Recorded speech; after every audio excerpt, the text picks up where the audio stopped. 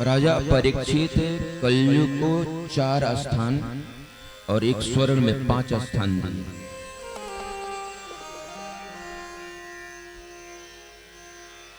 अजय कलयुग का स्थान क्यों दिए? कलयुग में विशेषता क्या है? आज तो बात बात में हम कह देते महाराज जी कलयुग चल रहा है ना, और हम और आपको लगता है कि कलयुग जो है ना, इस कलयुग में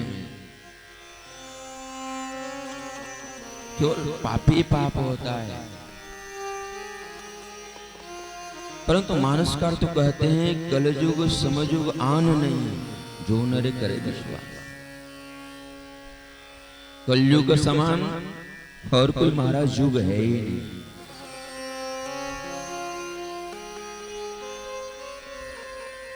सतयुग में जो पाप होता था, त्रेता युग में जो पाप होता था, द्वापर युग में जो पाप होता था, उससे कम कलयुग में हो रहा है। त्रेता युग में राम जी जब वन वन घूम रहे थे ना, तो अस्थि समूह देखे रघुराय, राक्षस संतों को मार करके हड्डी महाराज को छोड़ते थे और सब खा जाते थे। कलयुग में तो ऐसा नहीं हो रहा है। गोस्वामी तुलसीदास जी कलयुग की महिमा का गायन करते हैं। इसकी महिमा क्या है? अजी कलयुग की महिमा कैसी है? और युगों में गलत सोचने पर भी पाप लगता था, मन में गलत विचार आ जाए तब भी पाप का भागीदारी हम होते थे। परंतु कलयुग में मानस कार्य कहते हैं कि मानस पूर्ण हो ही नहीं पाता, मानस पूर्ण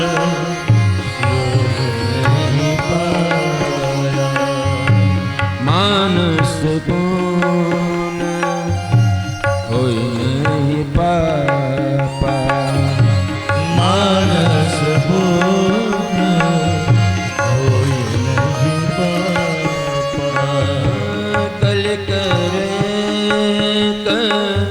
भोनित प्रताप, कल करे मुनित प्रताप, कल करे पुनित प्रताप, कल करे पुनित प्रताप। मानस पूर्ण होई नहीं पापा, मानस पूर्ण होई नहीं पापा, मानस पूर्ण, मानस पूर्ण, मानस पूर्ण होई नहीं पापा। कितनी विशेषता है! मानस पुण्य होई नहीं पापा। अगर मन में हम विचार कर लेते हैं कि भागवत कथा सुनेंगे तो इसका जो पुण्य होता है मिल जाएगा, परंतु अगर इस मन में पाप आ जाए, गलत विचार आ जाए, तो जब तक हम गलत करते नहीं है तब तक पाप नहीं लगता है। ऐसे कलयुग की महिमा है। इसलिए कलयुग समयुग आन नहीं, जो नर करे विश्वास। कलयुग की महिमा सुमीरी सुमीरी नर उतर ही पारा। इसीलिए तो राजा परीक्षित कलयुग को स्थान दिए। भैया इसमें बड़ी विशेषता है। ठीक है लाखों बुराइयां है, परंतु इसमें अच्छाइयां भी है, अच्छाई भी है। और वहीं कलयुग को 5 स्थान दिए। पहले तो 4 स्थान दिए। कौन कौन सा? चारू कैसे 4 स्थान देते हैं। ये दूतम पानम स्त्रिय सोना यत्रा धर्म चतुर्विधा पुनश्च यजमानाय जात रूप प्रभु। 4 स्थान कौन सा है? दूतम पानम स्त्रिय सोना यत्रा धर्म चतुर्विधा। पहला जहाँ जुआ खेला जाता है वहां कलयुग का स्थान दिया। और इन 4 युगों पे 4 अधर्म भी है। जहां जुआ खेला जाता है ना वहां अधर्म क्या है? असत्य है। भले जहां जुआ होता है लोग कह देते कि नहीं नहीं भैया हम बेईमानी नहीं करते हैं, परंतु वह झूठ ही बोला जाता है, वहां असत्य ही है। तो पहला क्या है? दूतम, जुआ नहीं खेलना चाहिए। कई लोग कहते हैं ये सब बकवास की बात है। अरे बकवास की बात है तो महाभारत उठा करके देख लीजिए ना। युधिष्ठिर जैसा धर्मराज जुआ खेले, अब परिणाम क्या हुआ? सब कुछ गंवाना पड़ा। सब तो सब उसी का तो कारण है। उसी के कारण द्रौपदी की चीज को खींचा गया, निर्वस्त्र करने का प्रयास किया गया। इसलिए कभी जुआ नहीं खेलना चाहिए। दूसरा कलयुग का स्थान कौन सा है? पानम, जहां मंदिरा पान होता है ना। यह मंदिरा पान ही नहीं, जो भी शास्त्रों में निषेध किया गया है उसका सेवन करना, उसमें भी कलयुग का वास है। निषेध वस्तु का सेवन न हो। केवल शराबी नहीं है, चाहे मंदिरा हो चाहे और भी महाराज जो नाशा करने वाली चीज हो, जो अपने स्वरूप को महाराज हम भूल जाए, उसका सेवन करने से उस वस्तु को सेवन नहीं करना चाहिए। यहां भी कलयुग का स्थान है। मंदिरापान, गलत भोजन बुद्धि खराब करती है। श्री रामायणम में जब रावण ने कुंभकर्ण को जगाया ना, और जब कुंभकर्ण रावण के पास गया तो पहले कुंभकर्ण रावण को भी समझाया, भैया ये तूने क्या कर दिया? आज जगाए हो मेरे को, उस समय क्यों नहीं जगाया?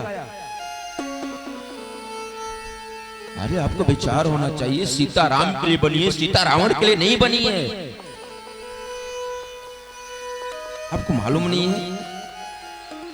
अरे ब्रह्मा जी ने आशीर्वाद दिया है, ब्रह्मा जी ने बताया था तो दशरथ नंदन कोई और नहीं है, विष्णु है, नारायण है। और वो उस जगदम्बा को तुम हरण करके लेकर के यहाँ आ गए लंकापुरी में। अभी भी कुछ बिगड़ा नहीं है, जानकी को ले जाकर को सौंपो, शरणागति करो, रक्षा करेंगे वो। रावण मन में विचार के बड़ी भाषण दे रहा है, प्रवचन। अजी रावण का एक कथन था, रावण के राज्य में कोई प्रवचन नहीं कर सकता है, कोई कथा नहीं सुना सकता है। हनुमान जी भी गए थे और हनुमान जी भी रावण को कथा सुनाए, प्रवचन दिए, परंतु रावण नहीं सुना।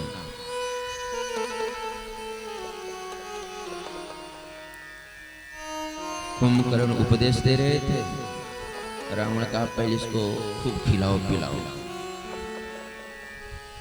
रावण का आदेश हुआ, कुंभकर्ण महाराज भैंस बकरी और भी महाराज मांसाहारी भोजन किया, मंदिरा पान किया और पान करने के बाद अपने स्वरूप को भूल गया कि राम कौन है।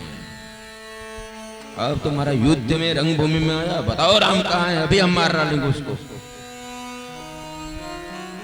तो बुद्धि खराब करती है गलत भोजन, जीवन को बर्बाद कर देता है ये। भीष्माचार्य जी वाणस्त्रिया पे पड़े रहे। किसी ने भीष्माचार्य से पूछा, वाणस्त्रिया पे क्यों पड़े? हम निष्ठिक बाल ब्रह्मचारी रहे हैं, आपने कोई पाप नहीं किया है, फिर भी वाणस्त्रिया पर पड़े हैं। भीष्माचार्य जी कहे, मैं पाप तो नहीं किया हूं, परंतु मैंने गलत भोजन किया है दुर्योधन का, और गलत भोजन करने का परिणाम है कि आज मैं 60 दिनों से वाणस्त्रिया पे पड़ा हुआ।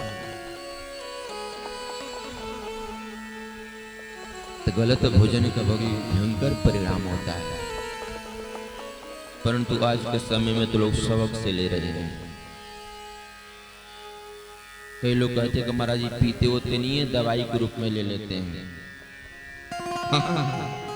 परंतु दवाई के रूप में भी हानि करता है। और कई लोग इसको बहुत अच्छी दवाई मानते हैं कि बहुत बढ़िया दवाई है। क्या? दारू। एक व्यक्ति को जुकाम हुई थी, बहुत डॉक्टरों के पास दिखाया, ठीक नहीं हो रहा था। एक दिन अपने मित्र के यहाँ गया, दूसरे मित्र ने कहा, क्यों जुकाम है, ठीक नहीं हो रही है ना? अरे अच्छे डॉक्टर से दिखवाओ। जिसको जुकाम हुआ तो उसने कहा, मित्र मैंने डॉक्टरों से दिखा कर थक गया हूँ, ठीक नहीं हो रहा। उसने कहा कि मेरे पास एक दवा है, बताऊं? जिसको जुकाम हुआ तो कहा, कौन सा दवा है? उसने कहा कि दारू पियो, सबसे अच्छी दवा है, जुकाम चली जाएगी। दारू पीने से जुकाम? हाँ। कैसे? उसने कहा कि हमारे पिताजी पी रहे थे, उनकी दलान चली गई, जायदाद चली गई, घर चला गया, पूरा परिवार बर्बाद हो गया। अरे ये तुम्हारा जुकाम कौन सा चीज है? और जब दारू पीने से इतना सब चला गया तो जुकाम भी चला जाएगा, पी लो। तो कई लोग महाराज दारू को दवा के रूप में ले रहे हैं। एक बार तो एक मरीज डॉक्टर के पास गया, दांत में बहुत दर्द था उसका। डॉक्टर साहब देख लीजिए ना, दांत में बड़ी दर्द है। डॉक्टर साहब का मुंह खोलो, और जैसे मुंह खोला तो उसका दांत चढ़ गया था। डॉक्टर साहब कहे, भैया तुम्हारा दांत उखाड़ना पड़ेगा, निकालना पड़ेगा। अब वो डरने लगा, नहीं डॉक्टर साहब मत निकालिए, बहुत दर्द होगी, मैंने इससे पहले एक भी बार दांत उखड़वाया नहीं है। डॉक्टर साहब कहे, डरो मत, चिंता मत करो, और तुम पहली बार दांत उखड़वा रहे हो तो हम भी पहली बार उखाड़ रहे हैं। अच्छा, पहली बार उखाड़ने में हमें डर नहीं है तो तुम क्यों डर रहे हो? और जैसे सुना कि डॉक्टर साहब पहली बार दांत उखाड़ेंगे, वो भी हमारा, अब तो हाथ पकड़ लिया, महाराज माफ करना, मैं चरण पकड़ लेता हूँ, आप मेरे को छोड़ दो, मेरे को नहीं खुलवाना है। डॉक्टर साहब कहे, तनिक भी दर्द नहीं करेगा, मेरे पास व्यवस्था है। मरीज का कौन सी व्यवस्था है? डॉक्टर साहब कहे, कोई नशा करते हो? हाँ महाराज करते हैं ना। कौन सा नशा करते हो? तो थोड़ा मोड़ा पी लेते हैं। और डॉक्टर साहब जाकर के बाहर से बोतल मंगा। आज के जमाने की बात नहीं है, आज तो सुनून की व्यवस्था है ना, इंजेक्शन लो, पता ही नहीं चलता है कैसा ऑपरेशन हुआ, क्या कब हुआ। उस जमाने में सुन करने वाली इंजेक्शन ही थी। और डॉक्टर साहब जाकर के बोतल मांगो, सबसे पहले एक ढक्कन, एक ढक्कन पिया। तो डॉक्टर साहब पूछे, तब अब कुछ हिम्मत हुई? उसने कहा, अभी तो कुछ समझ में ही नहीं आ रहा। एक गिलास दिए डॉक्टर साहब, और एक गिलास पिलाने के बाद पूछे, तब अब कुछ हिम्मत हुई? उसने कहा, कभी थोड़ी थोड़ी हो रही है। और डॉक्टर साहब मन में विचार के, अच्छा पिए करके साथ पाला पड़ा, पूरा बोतल पी गया वो। और डॉक्टर साहब कहते, तब अब हिम्मत हुई? और उसे महाराज इतना पी लिया था और डॉक्टर साहब से कहा मुंह छेड़ते हुए, कब तो इतना हिम्मत हो गई है कि मैं देखता हूँ कि किसमें इतनी हिम्मत है जो हमारी दांत में हाथ लगा दिया। डॉक्टर साहब का ये भगवान पहले तो ये दांत में हाथ ही नहीं लगाने दे रहा था, अब इतना पी लिया, इतना नशा में हो गया कि अब तो महाराज को जबरदस्ती करूंगा तो हमारी पिटाई भी कर देगा ये। तो कहने का मतलब यही है कि इसका सेवन हम करते हैं तो नुकसान ही पहुंचाता है। और यहां भी एक अधर्म है जिसका नाम है मद्य, जो हम अपने स्वरूप को भूल जाते हैं कि हम कौन हैं, कहां से आए हैं, क्यों आए हैं। तीसरा स्थान कौन सा है? पराये स्त्रियों के साथ संग होना। यहां भी कलयुग का स्थान है। यहां अधर्म का क्या है? आसक्ति। अजामिल जैसा मातृ पितृ भक्त, गलत दृश्य देखा और उसकी पूरा जीवन महाराज उल्टा हो गया। इसलिए महाराज कभी ऐसा नहीं होना चाहिए। चौथा स्थान हिंसा है। यहां भी कलयुग का स्थान है और यहां भी एक अधर्म है जिसका नाम है निर्दयता, दया नहीं है। इसलिए चार स्थान का सेवन नहीं होना चाहिए। कलयुग ने राजा परीक्षित से कहा, साहब चार जगह पर केवल गलत लोग ही जाते हैं, ये कोई अच्छा भी स्थान दे दो ना। तो राजा परीक्षित कलयुग को एक और स्थान दिए जिसका नाम है सोना। पुनश्च यशमानाय जात रूपम मदाता। सोने में स्थान देते हैं, स्वर्ण में।